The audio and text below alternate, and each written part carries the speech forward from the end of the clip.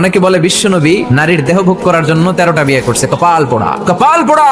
আমার নবীর ইতিহাসই জানে না। বিশ্বনবীর প্রথম বিয়েটা ছিল 25 বছরের বয়সে। কত বছর? ওনার বয়স ছিল 25। বিয়ে করেছেন সাইয়্যিদাতুনা খাদিজাকে, ওনার বয়স ছিল 40। বিশ্বনবীর সব বিয়ে ছিল বিধবাদেরকে আশ্রয় দেওয়ার জন্য।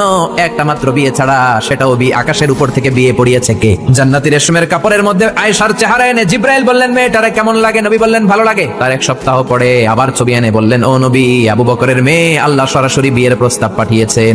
বিশ্বনবী বললেন, জিব্রাইল, তুমি যদি বিয়ের ঘটক হও, আল্লাহ যদি হয় কাজী, আমি মুহাম্মদ রাজি।